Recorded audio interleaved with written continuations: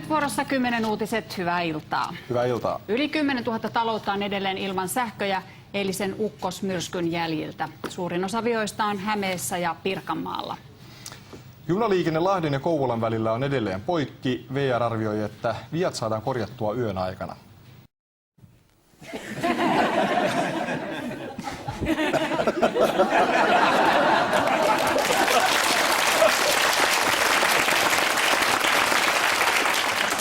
Hyvää illanjatkoa.